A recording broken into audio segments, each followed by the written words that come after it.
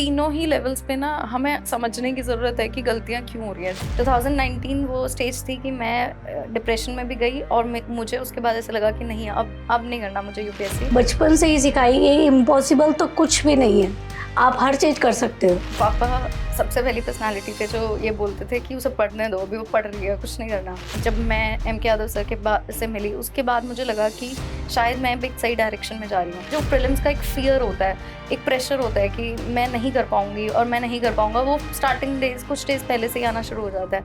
वो सबसे बड़ा लूप होल है जो किसी भी एस्पिरेंट को क्लियर नहीं होने देता प्रीलिम्स।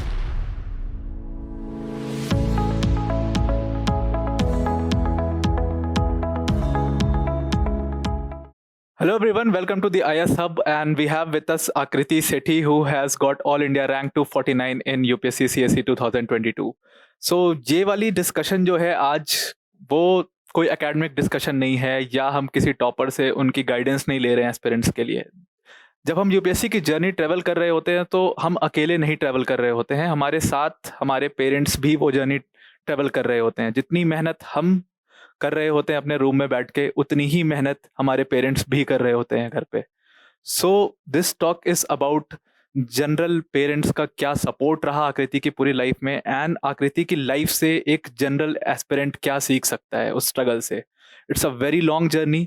6th अटेम्प्ट था आकृति का, 6th अटेम्प्ट में उन्होंने क्लियर किया और 5 अटेम्प्ट से वो लगातार प्रीलिम्स में फेल हो रही थी। तो वो पेशेंस एंड परसिवरेंस रखना इस एग्जाम के लिए, we are going to learn that, and ये एक मैसेज है सारे एस्पिरेंट्स के लिए इस वीडियो से। So let's start our video. Hi Aakriti. Hello sir. सो आकृति, जैसा कि हम डिस्कस कर रहे थे अभी थोड़ी देर पहले, आपने बताया कि 5 बार लगातार प्रीलिम्स में आप फेल हुए, 6th में क्लियर किया। तो जब आप फेल हो रहे थे, 1 बार फेल होते हैं हम, 2 बार फेल होते हैं, 3 बार फेल होते हैं, फिर कहीं ना कहीं हमें खुद पे भी एक डाउट होने लग जाता है कि यार छोड़ देते हैं, अब वापस चलते हैं, ये फील्ड ही नहीं है अपने लिए। बिल्कुल। और जो ग्रेजुएशन जिस चीज़ से किया है उसमें देख लेते हैं या प्लान भी देख लेते हैं।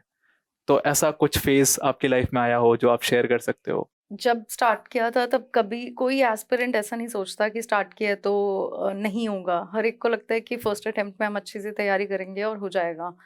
मेरे साथ भी ऐसे ही था। मैंने जब 2017 में तैयारी शुरू की थी तो 2018 और 19 के लिए मैंने बहुत बहुत ज़्यादा मेहनत करके पढ़ाई की और एग्ज़ाम दिया।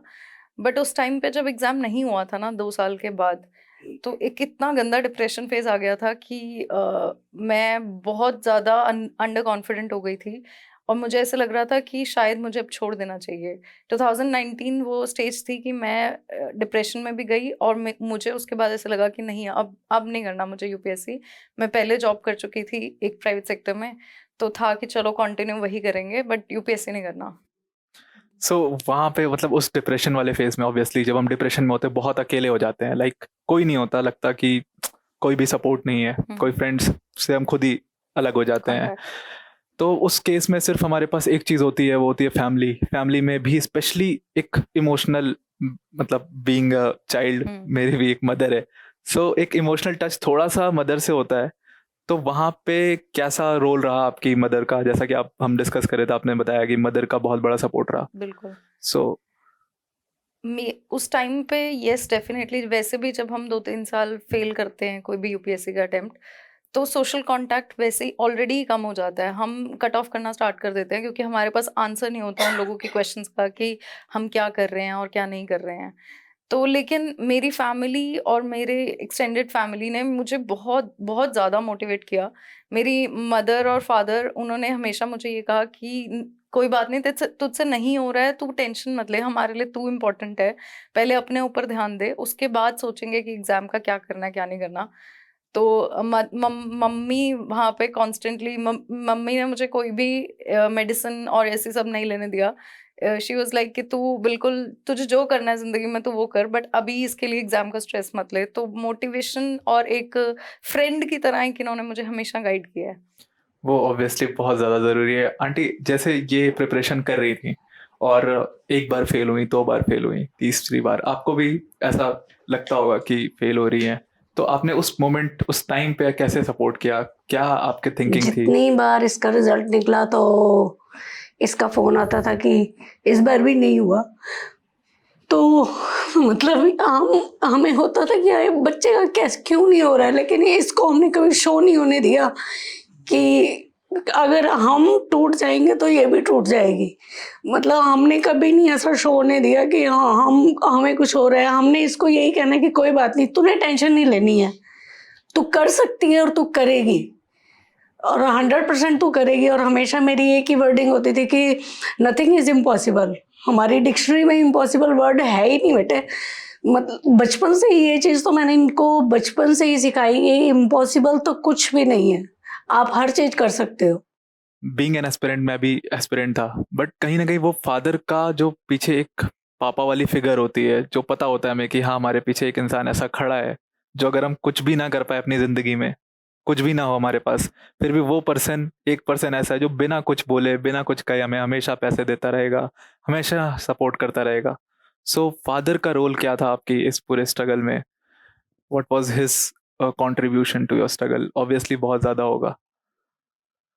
सबसे पहला तो जब भी घर वाले बोलते थे ना कि अब एज हो गई है, शादी कर लेनी चाहिए और ये वो, तो पापा सबसे पहली पर्सनालिटी थे जो ये बोलते थे कि उसे पढ़ने दो, अभी वो पढ़ रही है, कुछ नहीं करना, उसके उससे ये बात ही नहीं करनी है कि शादी वादी है और इन सब चीज़ों की। तो पापा सबसे पहले तो ये कहते थे। उसके अलावा कोई भी, मतलब घर पे कोई फाइनेंशियल दिक्कत भी है ना, उसके अलावा भी हमेशा जो भी फाइनेंशियल कॉन्ट्रीब्यूशंस मुझे होनी होती थी उसके लिए हमेशा जब भी एक कॉल करती थी मैं पापा को कि ऐसे चाहिए, और पापा नहीं। पापा वो साथ के साथ फुलफिल करते थे। उसके अलावा हर एग्ज़ाम पापा मेरे साथ जाते थे एग्ज़ाम देने के लिए। तो जब मैं एग्ज़ाम दे के बाहर निकलती थी, इतनी धूप में पापा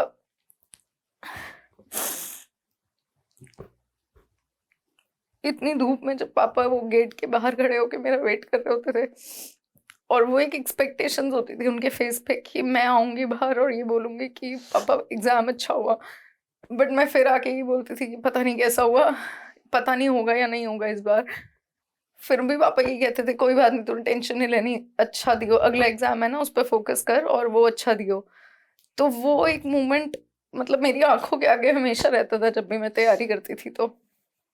अभी आप 6th अटेम्प्ट में आपने क्लियर कर लिया है, एक आपके पास एक बहुत सारा एक्सपीरियंस है, 5-6 साल का, 7 साल का। आप एस्पिरेंट्स को क्या गाइड करना चाहते हो कि व्हाट दे शुड डू? मतलब बहुत सारे बच्चे ऐसे हैं जिनका लगातार फेल हो रहे हैं, और वहाँ पे एक बहुत बड़ा पेशेंस का टेस्ट हो जाता है, बहुत लोग वापस भी चले जाते हैं। बहुत सारे आपके पास भी मैसेजेस आ रहे होंगे, क्वेरीज आ रही होंगी कि हम क्या करें इस केस में। कुछ एस्पिरेंट्स ऐसे होते हैं जो कि प्रीलिम्स की साइकिल में फंसे होते हैं कि प्रीलिम्स क्लियर नहीं हो रहा। कुछ होते हैं जो मेंस की साइकिल में फंसे हुए हैं और मेंस क्लियर नहीं हो पा रहा। और बहुत सारे एस्पिरेंट्स ऐसे हैं जो अभी इनिशियल स्टेजेस पे हैं, जिनको पता नहीं है तैयारी कैसी करनी है। तो तीनों ही लेवल्स पे ना हमें समझने की ज़रूरत है कि गलतियाँ क्यों हो रही हैं। जो गलतियाँ मैंने की अपने टाइम पे, इनिशियली मेरे पास गाइडेंस की कमी थी, मेंटरिंग नहीं थी मेरे पास। जब मैं एम के यादव सर के बाद से मिली, उसके बाद मुझे लगा कि शायद मैं अब एक सही डायरेक्शन में जा रही हूँ। तो जो इनिशियल लेवल पे हमें एक मेंटर की ज़रूरत होती है ना, अगर हमारे पास वो नहीं है ना, we should actually look out for some options कि कैसे कोई हमें अच्छी गाइडेंस मिल सकती है। जो लोग प्री और मेंस की साइकिल में फंसे हुए हैं, pre definitely day by day challenging होता जा रहा है। उस चैलेंज को कम आउट करने के लिए हमें थोड़ा सा अब डिमांड समझनी पड़ेगी यूपीएससी की। अब हम एलिमिनेशन टेक्निक्स जैसे कि अब यूपीएससी ने खत्म कर दिया है, तो अब उससे ऊपर जाके अब हमें थोड़ा सा नॉलेज बेस अपना बढ़ाना पड़ेगा। तो वो, और सबसे ज़्यादा इम्पोर्टेंट ये है कि जो प्रीलिम्स का एक फ़ियर होता है, एक प्रेशर होता है कि मैं नहीं कर पाऊँगी और मैं नहीं कर पाऊँगा, वो स्टार्टिंग डेज़ कुछ डेज़ पहले से ही आना शुरू हो जाता है। वो सबसे बड़ा लूप होल है जो किसी भी एस्पिरेंट को क्लियर नहीं होने देता प्रीलिम्स। तो प्रीलिम्स में एक थोड़ा-सा रिस्क फैक्टर इन्वॉल्व्ड होता है, और वो रिस्क फैक्टर रिस्क तभी ले सकते हो जब आप कॉन्फिडेंट हो और जब आप फ़ियरलेस हो किसी भी चीज़ से। कोई भी आउटकम की आपको टेंशन नहीं है कि क्या होने वाला है और क्या नहीं। तो वो सबसे ज़्यादा ज़रूरी है प्रीलिम्स एस्पिरेंट्स के लिए। मेंस की साइकिल के लिए बहुत ज़्यादा ज़रूरी है ये समझना कि क्या एग्ज़ाम की डिमांड है और हम कैसा अटेम्प्ट कर रहे हैं।